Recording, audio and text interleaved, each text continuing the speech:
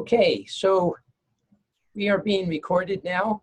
I am going to try to share the screen so people can see.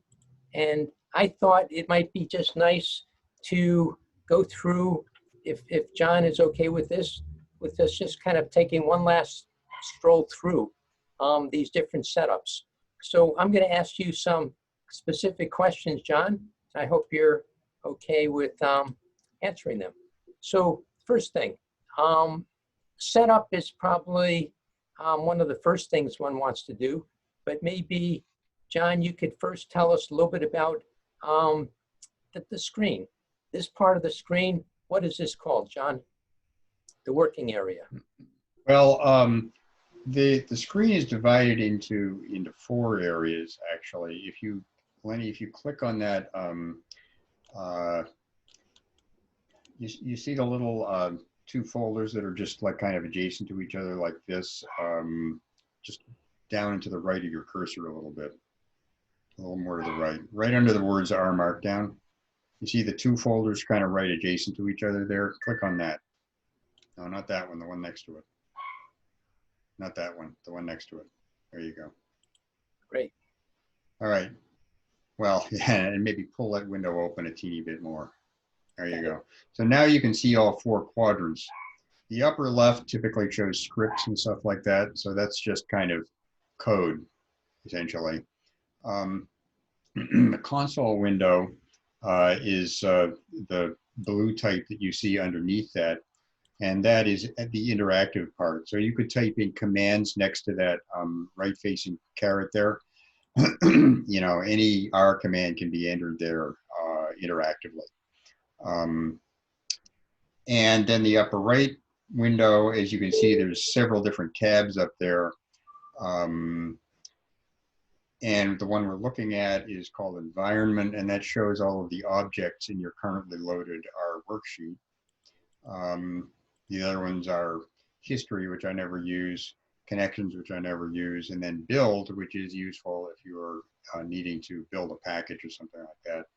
But other than that, it's kind of irrelevant to us. The Environment window is probably the one you use the most there. The tab. How about this, John? Make sure tell us what RNets is. Well, you're just, that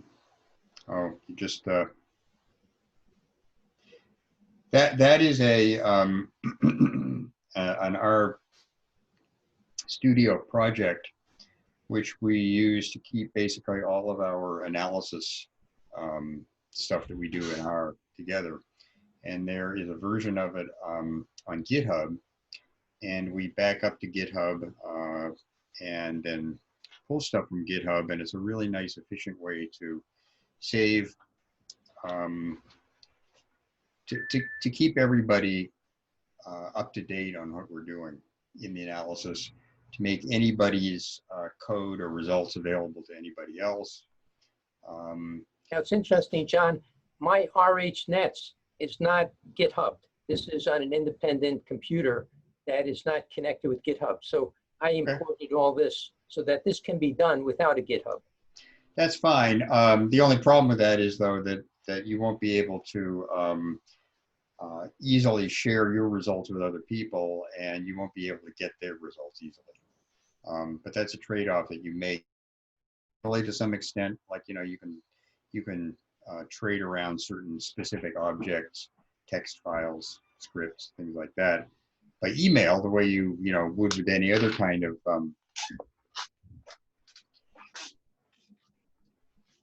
sorry, the door just opened, and I think my dog walked in. It's always a little hard to tell because he's like below camera level, but he likes to be part of. Who doesn't? Right? Anyhow, so that's fine, you know, and it would look the same even if you had a Git repo that it was connected to, except that it looks as though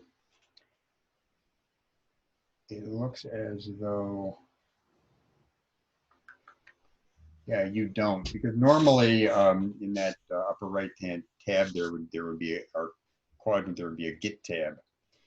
You don't seem to have one there. So yeah, That's the only difference.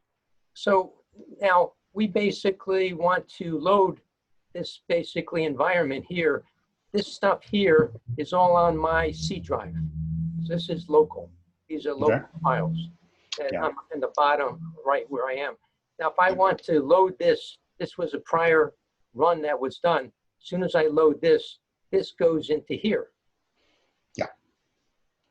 Yeah, basically your one of these .r data files, that's the external way that a workspace is saved by R and by RStudio.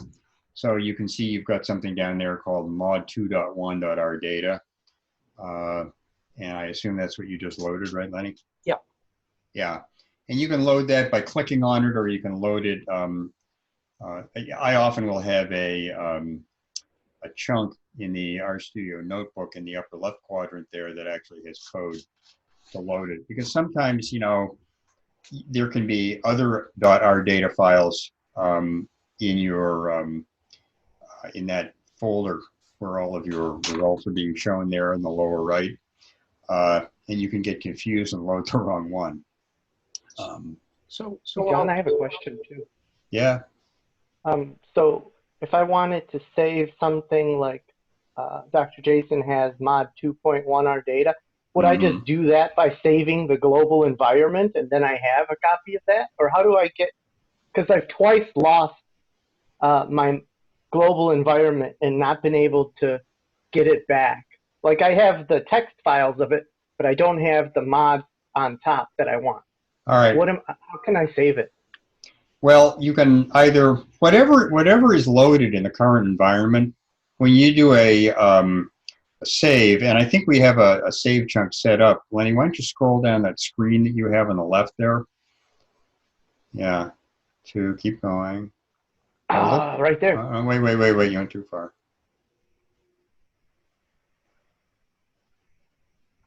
All right, now, so hold it right there. So there you just see a load and a save image statement. You use save image with the workspace name, whatever you want to give it, in quotes. And you'll notice, you know, I have a little, there's something that I create called working dir when I log in, just so I have a convenient object that has the name of my working directory, which is home git repo rhnets. And you can actually see that down there in that lower right quadrant along the top. You know, it's right next to the little house icon. It's showing you where, you know, where your home, or at least where what the directory name is that you're looking at. And then,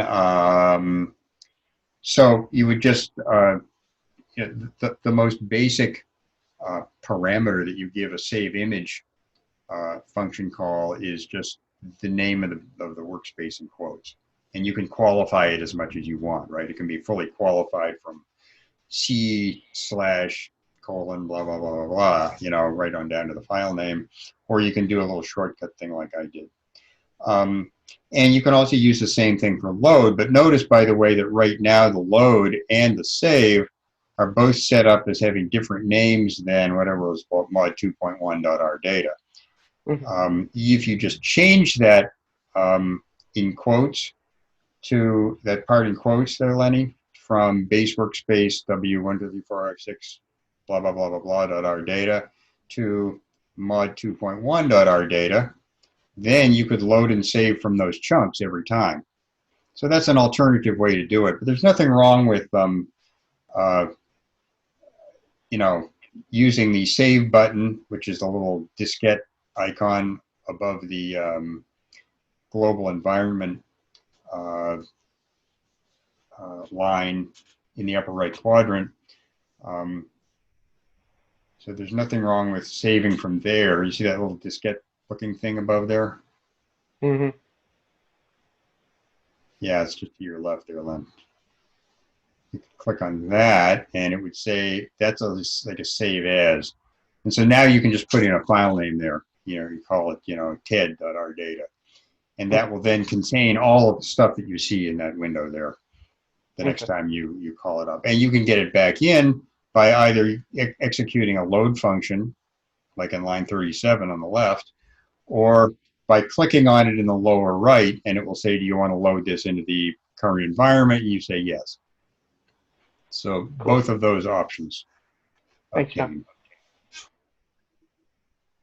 Okay, so John, explain to everybody what setup means. In the setup script, which is the one that we're looking at there on the left, we create all of the basic objects that we need, that we may need to use in an analysis. I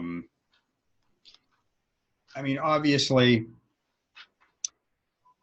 there's always a sort of a porous boundary to, you know, what we mean by set up all the objects we need, because, you know, we have a lot of variables in this study, and it probably would be kind of ponderous to systematically try to create analyzable network relevant objects all at once. It's kind of pointless to do that. But, you know, usually what I try to do is in a script like this, I create all of the, I pull all of the variables that I want to use. I make sure that I've got the right set of individuals over the correct set of waves for the analysis that I'm envisioning. And so usually that will be a pretty general script in the sense that it supports many different kinds of objects. So in this one in particular, we set up 4 types of networks: friend, close friend, loaning, and advice, I believe, are the ones that we've got. And then a number of, and so those are network objects. They're basically about, it's data that indexes relationships between individuals within the houses. And those are created by a function called makeNetworkSet, which is part of a support package that Nate Dugan and I wrote a couple of years ago as a way of not having to write ad hoc code all the time to do the same thing, which, as we know, is not only, you know, ponderous and difficult to parse through, but is also error prone. So, you know, we wrote a much simpler interface to doing that sort of a thing as basically as a way of improving the integrity of our analyses from start to finish. So we generate those network objects, and then we go on to process those into objects that have properties that our analysis, network analysis program, R-Siena, is able to deal with. And the same thing is true for other covariates, which are basically properties of individuals, stuff like, you know, age, sex, you know, the time, the amount of time they've been in the house as of their first survey, things like that. So John, for this one, you want to just explain? This would be a close friend. Yeah. So what this does, this creates a close friend network out of a data frame called longtb.net.w1_6.2. If you want to see how that got created, then you would just scroll up in the script, but we don't have to do that right this second. Basically, it's just a matter of that data frame, longtb.net.whatever, is a subset of another more general data frame that we create and keep in a master repository for general use. And pretty much everything that we would do would be a subset of that, or some version of that, okay? So with makeNetworkSet, what we're going to do is we're going to create a specific network object out of that, which we can then easily transform one more step into something that R-Siena can deal with. And specifically what it does is it creates a list of length, whatever the length is of p wave vec there. P wave vec is, you know, which waves did we want to grab. So that shows us getting waves 1 through 6, right? So there will be 6 different networks created by this. They'll be put into a list of length 6. And then there will be one more element to that list, which is basically a table indicating the IDs of everybody who's in an analysis at any of those waves, and a set of columns indicating which house they were in, which recovery home, at which wave. And if it's NA, then they weren't in any house at that wave. So they weren't basically in the survey, in other words, or at least they weren't participating.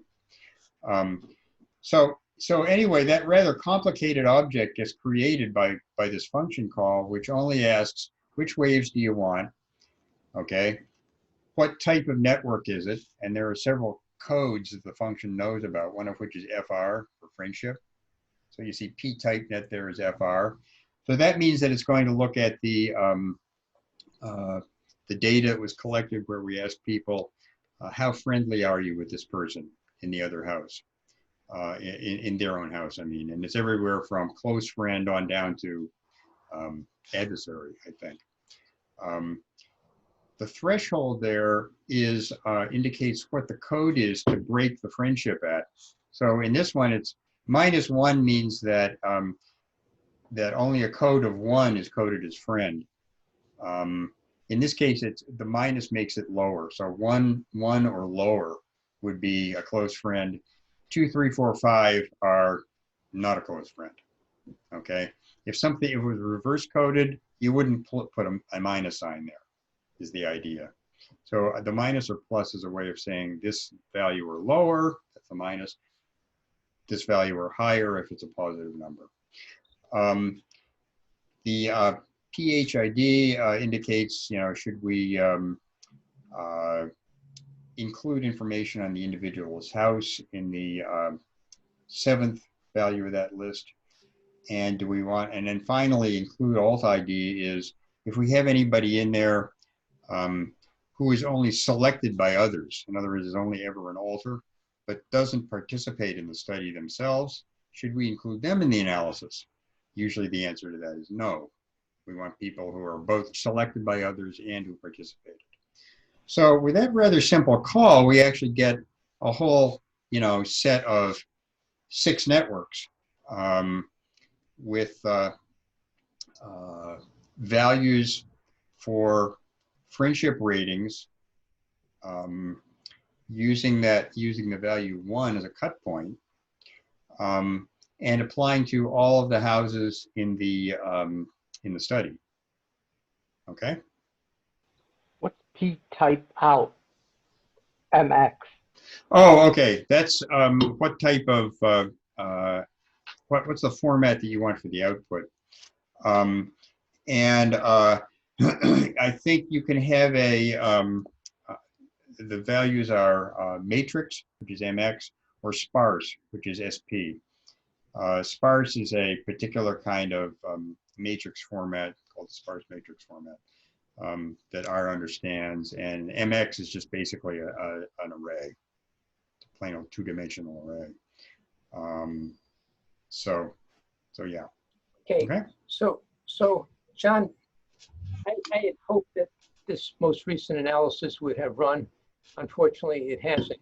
So what I'm going to do is how far is it gone? Can we take a look? Oh, we can't take a look. Never mind. Well, I can tell you it's basically it's on phase 2, subphase 3, iteration 48. The green bar is almost finished. It'll be a while. If you're only on subphase 3, it'll be another half hour. Yeah. So it just didn't run. But what I'd like to do is, if I can get to.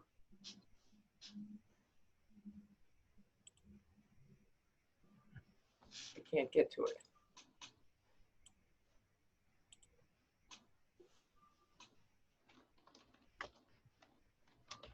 So I'm trying to get to.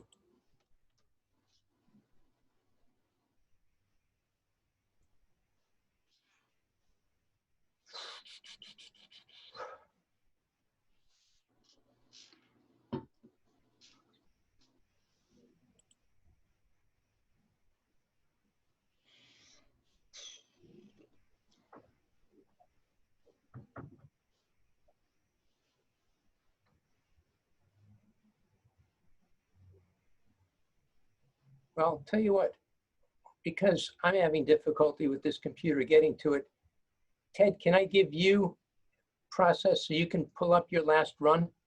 And maybe we could take a look at that. I know where it's located. It's on my other computer, and I just don't use this one. So I'm going to stop share, and I'm going to kind of give Ted, yeah. Ted, do you want to just bring up the last run that you did that had both variables in it in terms of the reciprocation? Yeah, to see the close friend loan going back and forth, right? Both ways? Yeah. Okay. I do have that handy.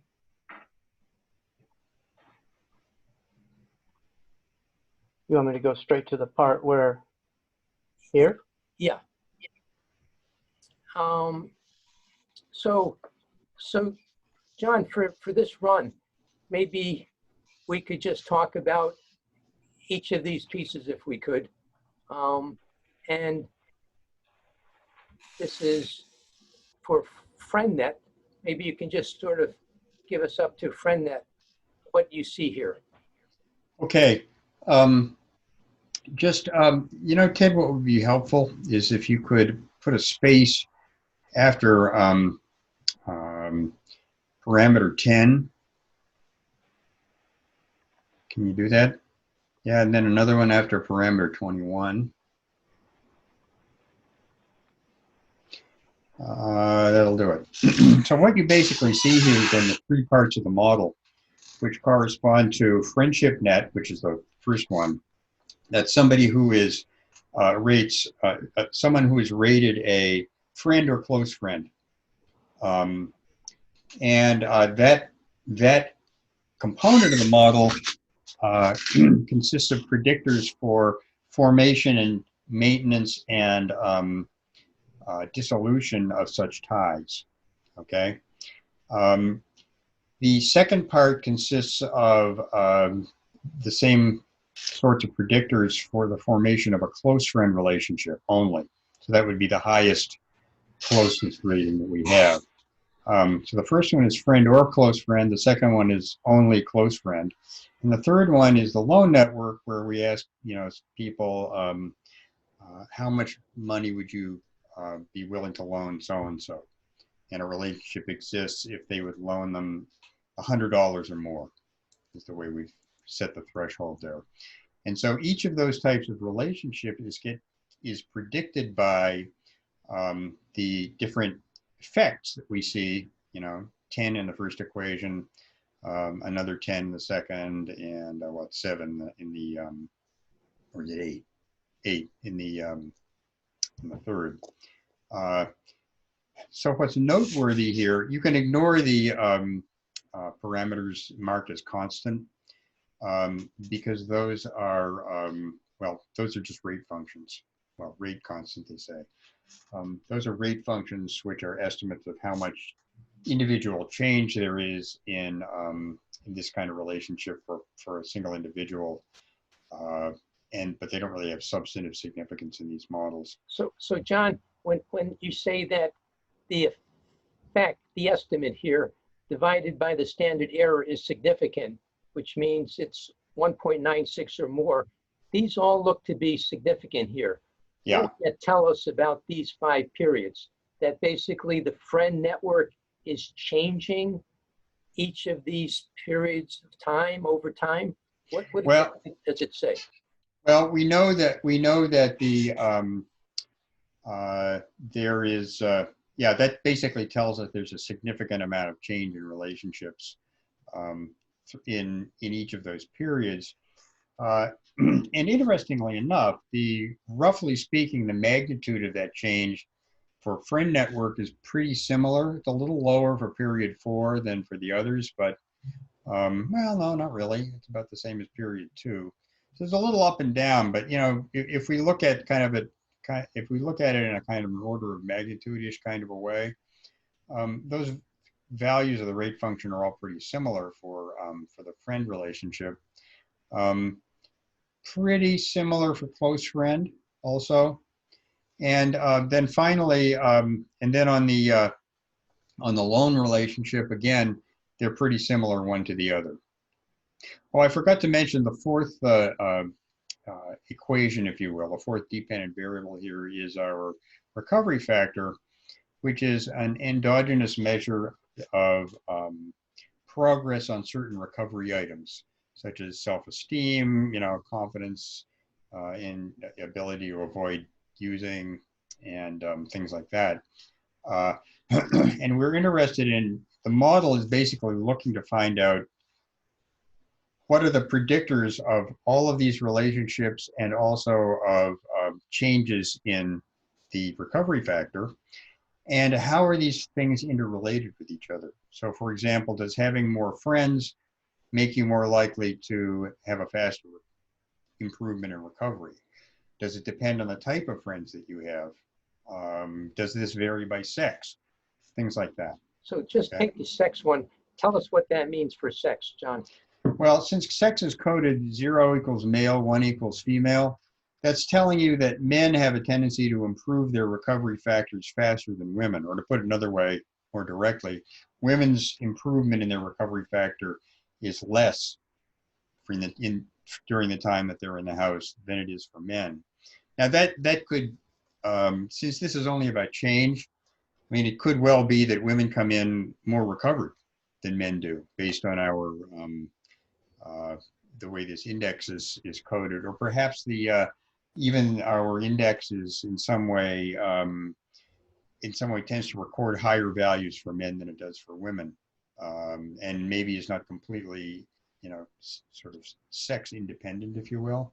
So there's a lot of possible reasons for that, but that's just a descriptive general tendency that it gives us a difference in the change in the recovery factor by sex. So what about average alter for friend net?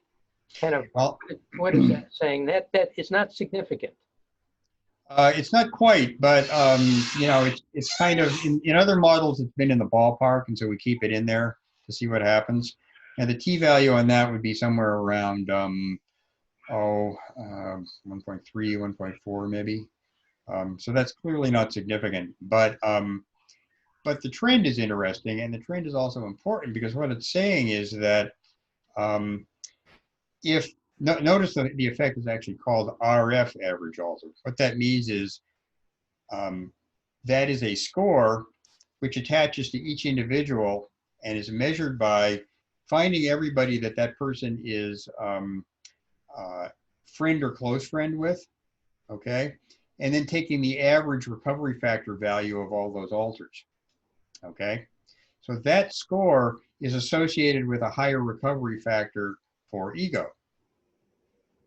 In other words, if you associate with people who have higher recovery factors, your recovery factor will tend to improve over time. Okay, how about the linear and quadratic? There we do have basically, we got significant effects for both of these. Look, right. So you divide one into the other, 1.96 is over that. So yeah, but those aren't really worth talking about because they're basically just, they're like endogenous effects of the recovery factor on itself. So, and there are two of them. One of them, basically the higher the recovery factor is, the higher it tends to get. That's what the effect number 35 is telling you. But that happens at a decreasing rate, which is what the effect 36 is telling you. So it's kind of giving you an idea of the general shape of the recovery factor function over values of the, for fixed values of the other covariates, in other words, net of those, basically. And it kind of, the practical value in this case, because it's up but decreasing, it tends to indicate that there is a modal point in the recovery factor in any given wave over our population. So you know, some people are down here, some people are over here, but most of them are kind of in the middle, you know, and that what we're really talking about then when we talk about covariate effect is we're talking about that mode, the whole curve getting moved left or right, you know, higher, you know, bigger increase, lower increase. But it's not really a substantively important effect. How about let's go to loan and say, tell us about loan number 27, loan out degree density. That is significant. Right, and negative. What that's telling you is that, well, there's two ways to interpret that. One of them is that because it's negative, that means that fewer than half of the potential loan ties that could be had in these networks are actually ones. Okay, so in other words, it's an indicator of what we call sparseness, that most of the ties are zero.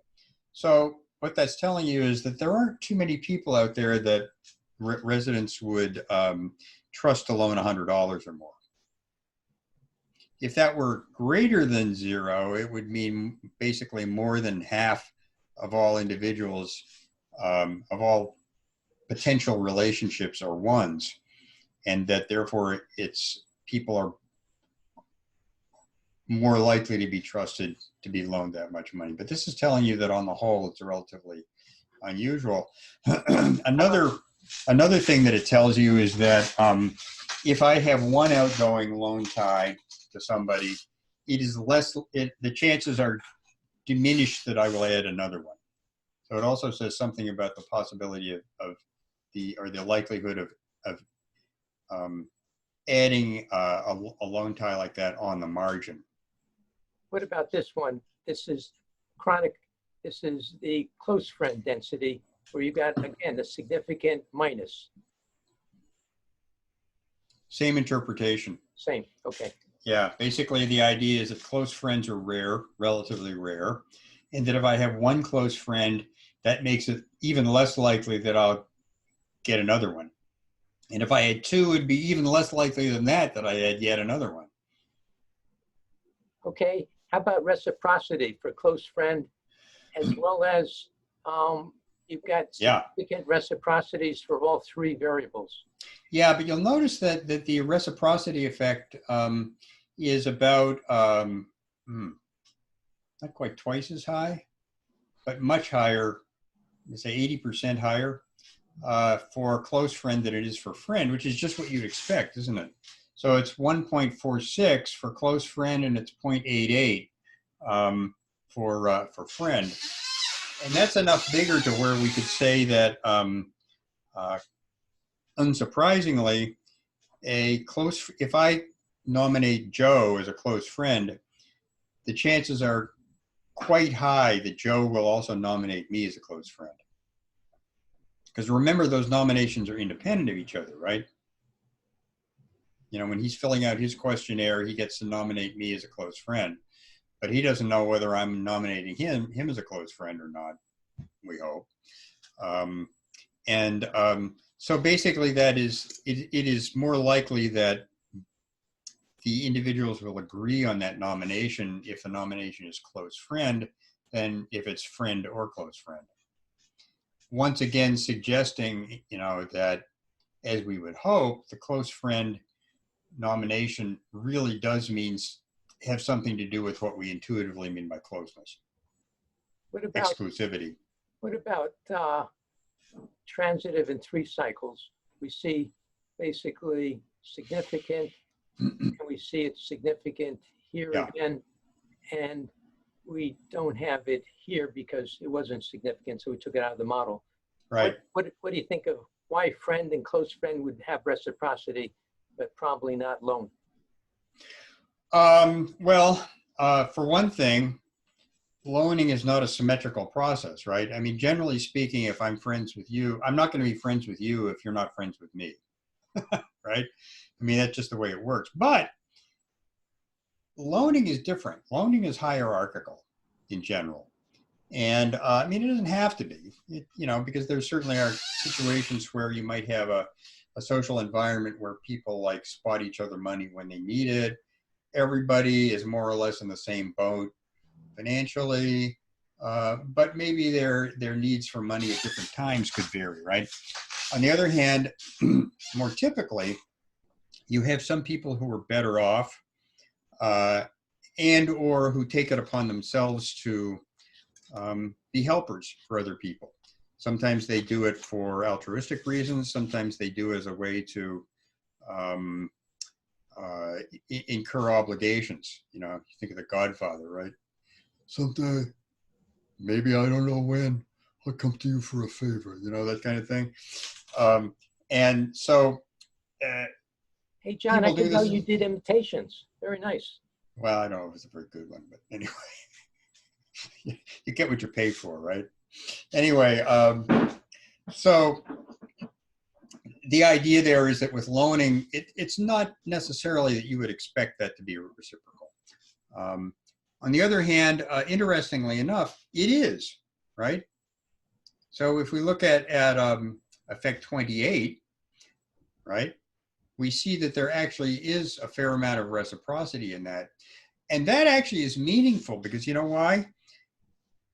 It says that there probably is not a lot of that, you know, Godfather-esque kind of, you know, you don't have money, but I do, so I'll loan you money so that I can get you to do stuff for me later, right?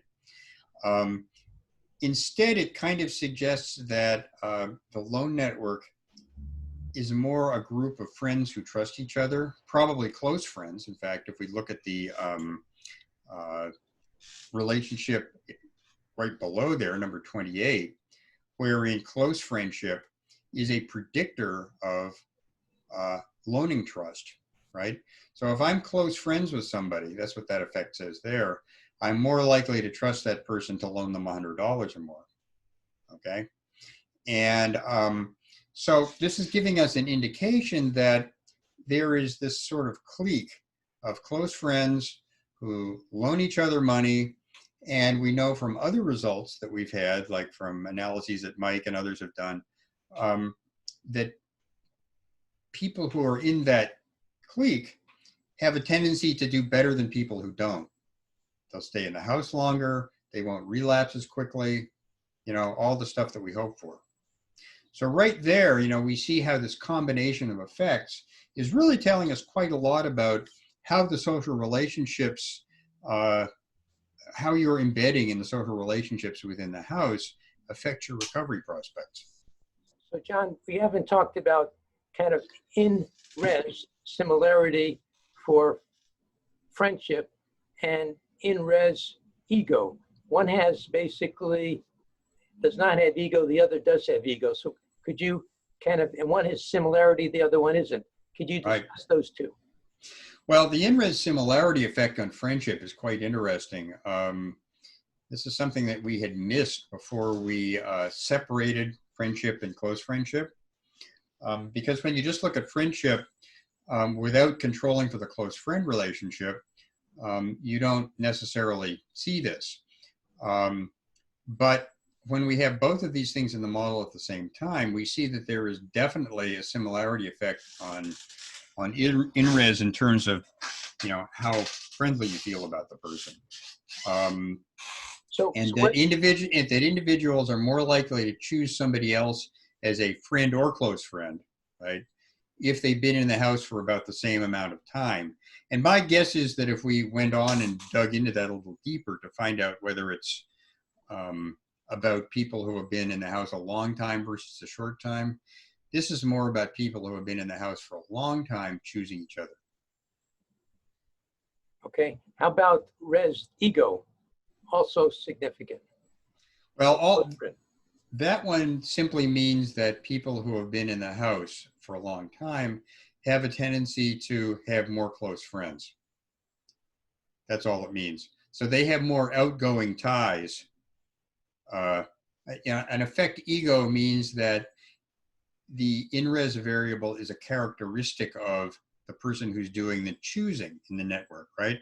So I am more likely to make an outgoing close friend tie if I've been in the house for a longer time. That's what that means. But then we know from reciprocity that also means I'm more likely to get one back.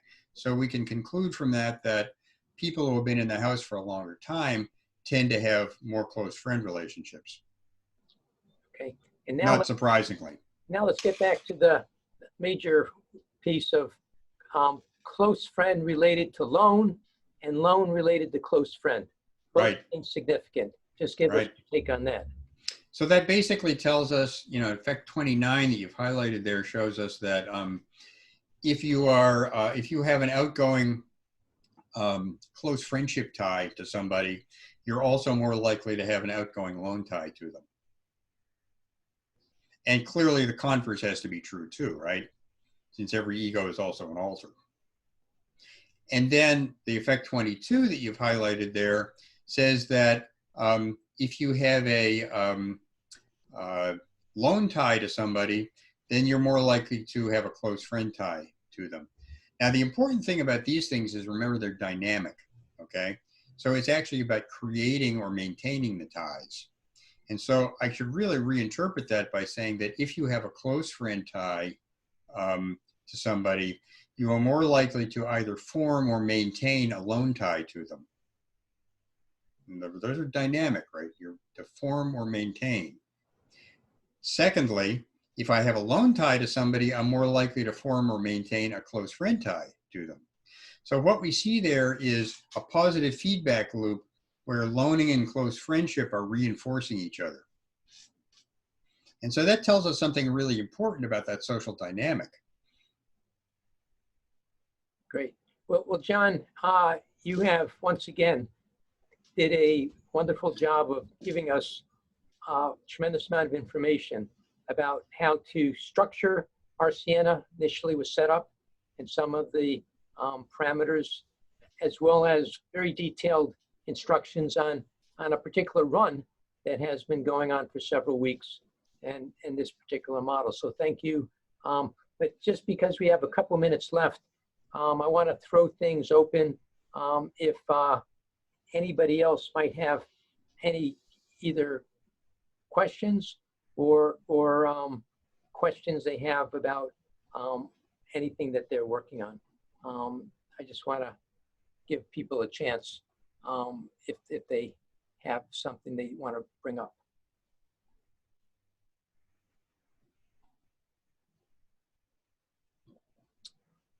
Okay, that's good. I just want to, again, thank you, John, for taking us through this. I do think I said last time, probably be our last recorded one, but I thought one more time to just sort of wrap all the things together would be wonderful. And I was actually hoping that I was going to show the run that I was going to do, but of course, it's still running. So it went longer than I thought it was going to be. So I wasn't able to pull that up. But thank you, Ted, for at least giving us a chance to go through a run that was recently done. And we did look at age, by the way, and age did not seem to be a factor. So when we looked at that, good. And I know, by the way, Myra and John have been doing something with education and occupation. And how close are we with that in terms of, John? Is there anything else you need to do? No, I just need to do it, and I'm sorry, I've been too slow about that. I really need to jump on those things quicker. So my apologies to all concerned. I'll make sure I get that done today, and I'll let you know. Great. Okay, folks. Basically, it'll just be included in the master branch. Okay, great, and thank you, Myra, for getting that to John. You bet. Okay, folks. Good talking to you all, and have a good lunch. Bye-bye now. All right. Bye, everybody. Thanks, John.